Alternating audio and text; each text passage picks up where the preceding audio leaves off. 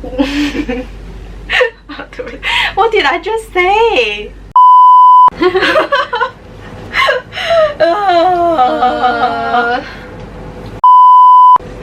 Wake up. Wake up.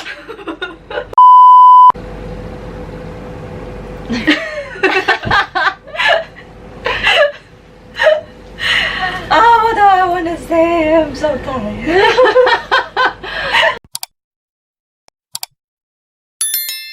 Hello everyone and welcome back to my channel. Today I am here with Ashley. Hi everyone. And yeah, we are finally gonna do the cultural difference video that everyone's been asking for. But as I've only been in Hong Kong since September, I don't want to speak on behalf of Hong Kong, so that's why I have Ashley to talk about like her experiences here. So I'm a local here. I was born and raised in Hong Kong. So I'm gonna share my experience here, but really general things. Yeah. It may not be so representative, but just my experience. Yeah, and also for me, I'm not going to talk for the whole of the UK, seeming as I was born and raised in London, so I will mainly talk about London. Should I go first? Yeah. Okay, so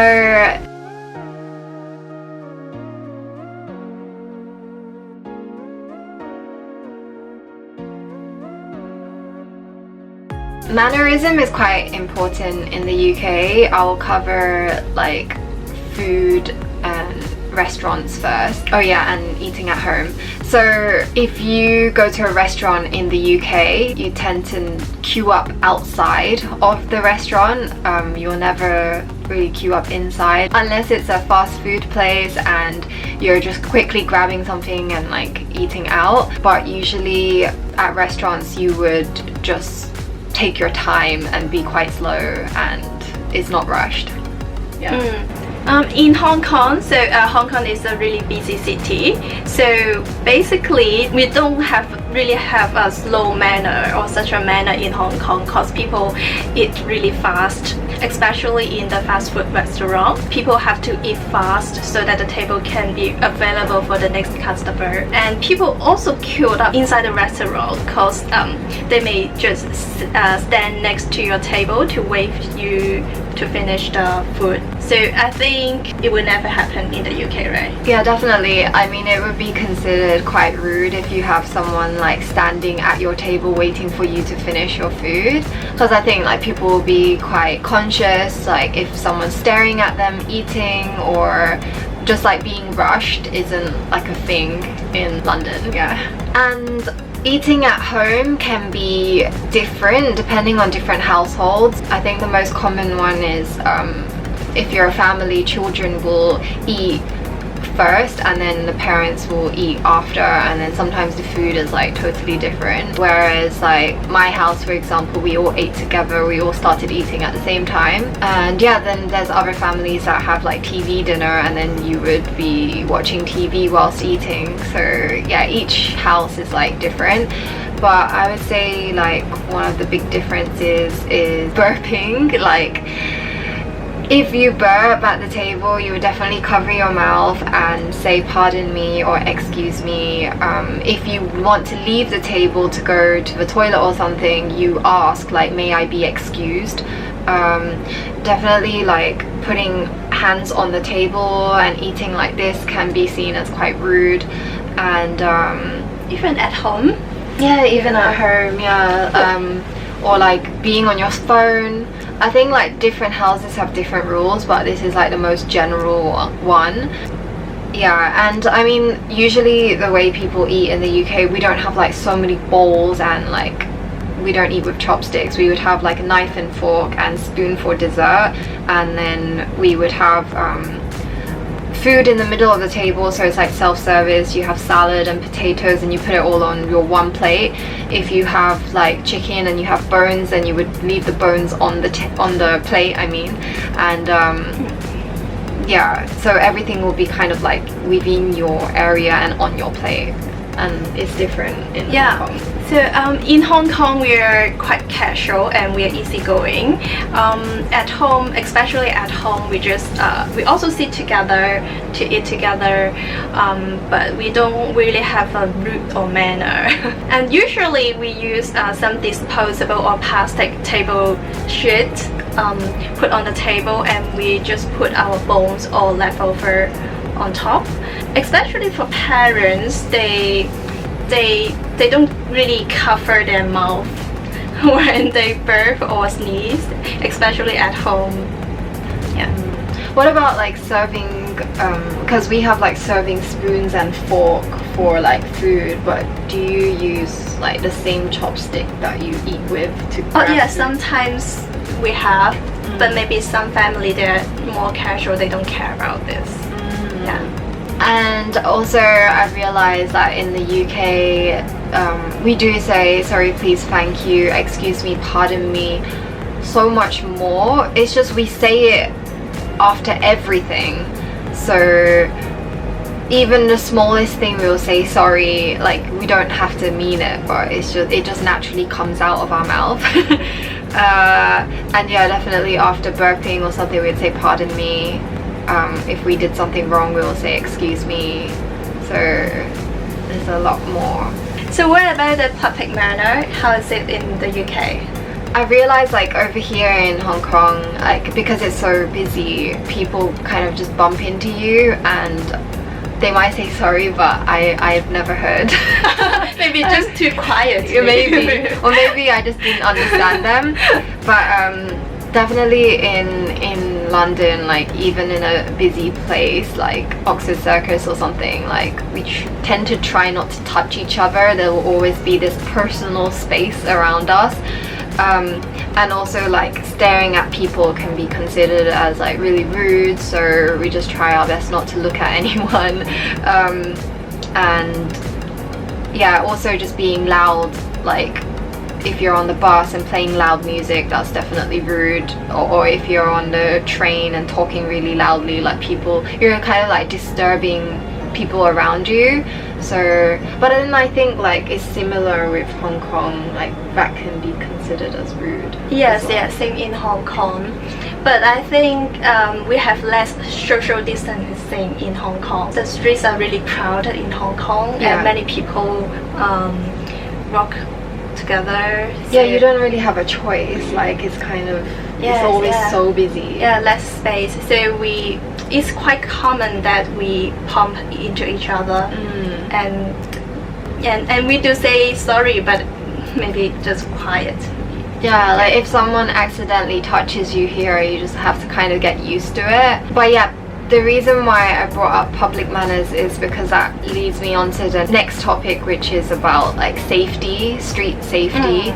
Like you just have to be really careful in London because it can be quite dangerous there. You don't want to mess with the wrong people. Like if you bump into someone, they might get really offended, they might even start a fight, and you don't want to be in that situation. If you stare at the wrong person, they also might get quite hostile and either fight you, and it could turn into something quite nasty. So yeah, you do want to be like street smart and just try not to get on anyone's nerves, because I would say that people are just more violent depending on which part of London you go to. But there are like safe places, but there are also places that are just not that safe.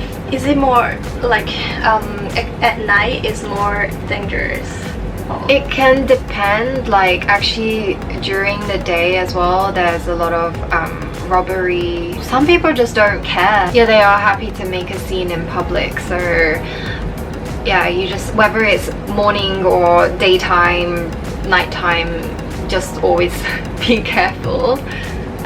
Whereas Hong Kong is like a little safer, right? In Hong Kong, yeah, I think it's more safe and less crazy people. Yeah. Because in Hong Kong, the shops and restaurants close late, at really late time. Usually until like 10 p.m. or at the midnight, we still have a lot of people on the street.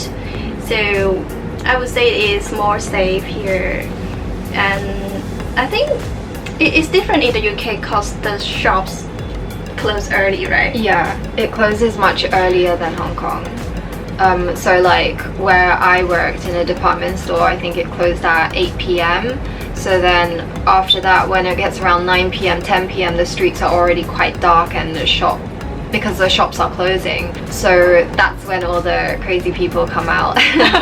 Stalkers and killers, and yeah, I mean, I don't want to scare anyone, but like, you just always have to be careful, and especially as a woman as well, we have like things that we just know, it's like within us to always look behind us to see who's following us, to look through like car reflections, mirrors. So yeah, it's different from Hong Kong because obviously everything's open. Yes, yeah, like, many people around. yeah, and there's so much street light. Like London is just, you just have a street lamp and it's not that bright, whereas Hong Kong is like tall buildings and like lights everywhere. Yeah, and it's a small city, so we can get to everywhere so conveniently. In terms of shopping places, like we have Harrods, which is like probably the most expensive fancy shopping place, or we have Harvey Nichols, just like Hong Kong, and we have Selfridges, which is another like really famous place. And then actually the exterior of these buildings are really pretty, so I think a lot of people go there to like take photos. But they mainly sell like branded stuff. But then you have John Lewis, which is like where I worked, which is a department store. It's like all across the UK, but Hong Kong has like many department stores and shops, and Yes. yeah. It's everywhere in Hong Kong. It's everywhere. You can find it in every district. Yeah. So like, whereas in London you would have to like get on the train and travel somewhere else. Yeah, everything's quite far apart. And then with the difference between like pubs and bars, like that was another question that people were asking me. So basically pubs tend to close around 11 or 12. They serve food, they serve drinks as well, and it's just a place which is like less noisier than bars. Bars are open till quite late. It's kind of, bars and clubs are kind of like the same thing in the UK. Like I would say, yeah, you either go to a club to drink or you go to a club to dance. But compared to Hong Kong, like we don't have that many bars and clubs, I think. Yeah, we have more clubs and bars. And you have like LKF, which is Yeah, we have Lan Kwai Fong that centralize a lot of bars and clubs there, and they open till really late or till the next morning. Whereas in London you would have like a famous club, like a well-known club, and then everyone would go to that club, or yeah. Other than partying, they stay up late for food shopping or movies like that. And there are actually a lot of other things that we can do in Hong Kong, especially outdoor activities. Like we can go to mountains, beaches, and for hikes. Yeah, and it's really convenient for you to go everywhere because the transportation system is really well established. Yeah, it links up everywhere closely. Yeah, I mean, for the UK, obviously we don't have mountains, but we do have beaches, but I mean it's not as pretty as Hong Kong, I think. Yeah, a lot of beaches here in Hong Kong. Yeah, and the weather is like so much nicer here. It is usually rainy in the UK, right? Yeah, like rainy and windy, and summer is quite short, so it's mostly winter. Yeah, but then it does snow. You guys don't get snow here. Yeah, we never see snow. Yeah, and I mean the UK, we have, I would say, like a fairly decent transportation system, but then it's like I wouldn't rely on the London Tube because it does break down a lot. There's always some kind of delay, or like a whole line would actually be suspended. Yeah, so there are a lot of like strikes, and people will get annoyed because they can't go to work, and then they have to find another way to go to work. So yeah, then the buses are crazy because everyone's trying to take the bus to go somewhere. But then like to travel within the UK, there's like coaches, which are the cheapest option. There is the rail, but I think it's quite expensive. Like just to go somewhere, it's like 200 Hong Kong dollars and then 200 return just to go 30 minutes out of London. Like it's not even yeah, it's not even that far, but it's still quite expensive. It's quite cheap in Hong Kong though. Yeah, it's cheap here, yeah. Compared to like London, we have Oyster cards, whereas you guys have Octopus card. Yeah, and actually that's another difference I wanted to say. Like Octopus, you can use it for so many things, like 7-Eleven. Yeah, for shopping, other than the transportation. Yeah, like even for food, restaurants, some cafes, they take it, but like we can't use the Oyster card for anything. We can only use it for the bus and the train. Okay, so let's talk about food now. Hong Kong is a food heaven, so there are different kind of cuisine that you can try in Hong Kong. And if we were talking about local food, there are a lot of local food in Hong Kong. For example, like the fish ball, egg tarts, pineapple buns, and also like what else? Chen fen. Oh yeah. Yeah, have you tried them more? I've tried all of it. Yeah, it is really easy to find them in Hong Kong everywhere. And it's quite cheap. Yeah, so cheap. Yeah, whereas in the UK, we don't really have these like small street foods as much. Like we would just have a restaurant or a cafe. So obviously what everyone knows about the UK is fish and chips, English breakfast and Sunday roast. Those are like the typical things, but actually London is like more similar to Hong Kong, where there's like a lot of fusion restaurants and different types of cuisine. So if you wanted those typical like fish and chips and that kind of stuff, like I would advise to go out of London, go to the other cities, because they would have that. Fish and chips, there would be one near my school. I used to have that before. And English breakfast tends to be in like the cafes, and people would have that in the morning. And most people like to, especially the younger generation, they like to order takeout. And the most popular ones would be Chinese food and Indian food in the UK. Yeah. Like pizza would probably come third. Oh. Yeah. And people mainly go to pubs during the day to eat because they have really nice roast dinners, and then families tend to go together. Like young kids, they'll have a menu, but then at night time it will change into like a place where you drink and like go after work, but it's still like a very chill place, so it's not that loud. And I think there's like TVs there where you can watch football, like especially during the football seasons. I think a lot of people gather at pubs and they will all watch it together. But then another thing I wanted to add, that like a lot of people think beer pong is from the UK, but actually it's not. It's from America. Oh. So yeah. Yeah. Is it common in the UK though? No. Oh. Okay, and with schools, I think their education system is kind of similar to Hong Kong, but after talking to Ashley, I realized there's a few differences. So like we start school from nursery, and that's when you're 4 years old, and then you would go into primary school, and the first year of primary school is reception. So you would have reception before you go into year 1, year 2, year 3. Yeah, so we have like year 1 to year 6, that would be primary school, and then secondary school will be year 7 to year 11, and then after that you would have year 12 and 13, which is sixth form, and some people call it college.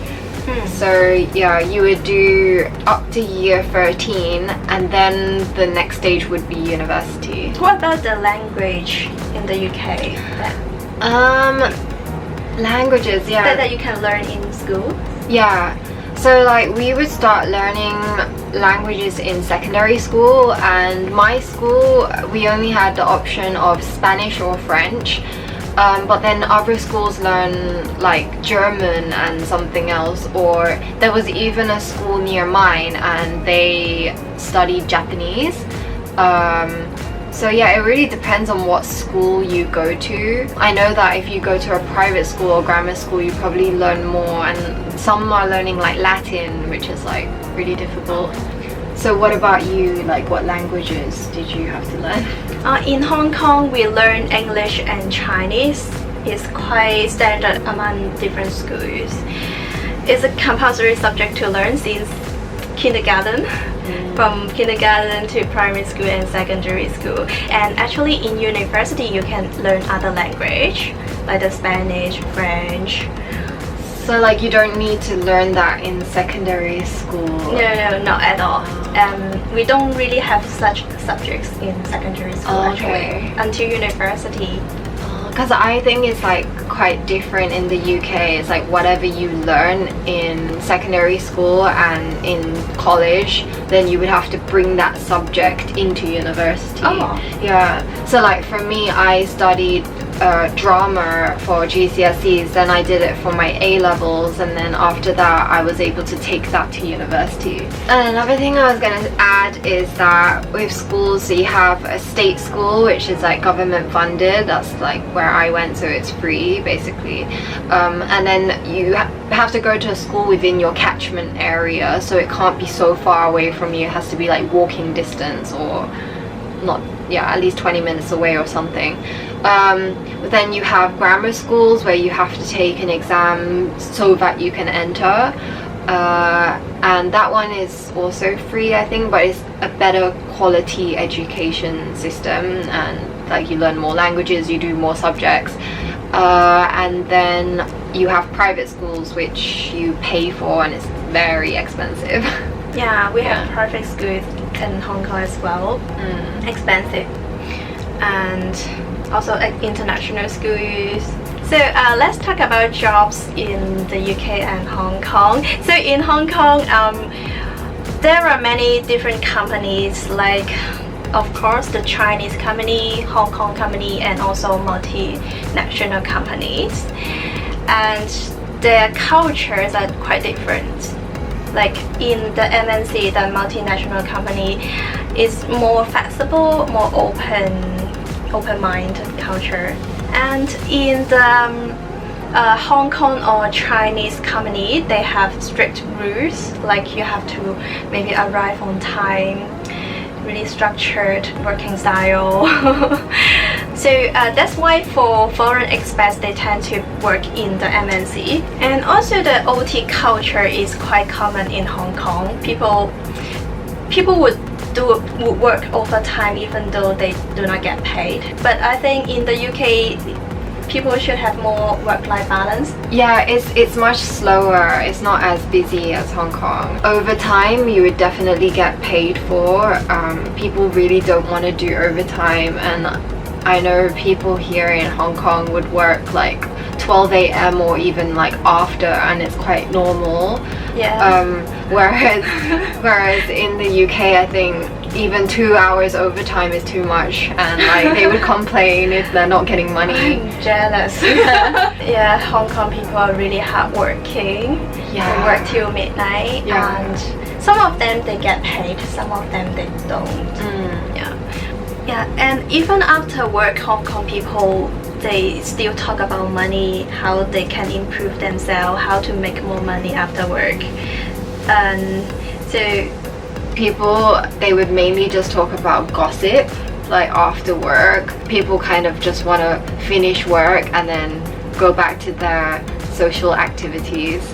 So yeah, I think Hong Kong is more like centered around money. Yes, Hong Kong people are always stressful at work, and after work they think about work. Yeah, They talk about work and how they can improve themselves. 2,000 years later. That's the end. Okay, so we have finally come to the end of this video. We are very tired now. But yeah, I'm sorry that it was so generalized. There was just so much to cover that I couldn't go in depth. obviously if there's something that you want to know in more detail, then I could make a separate video for that.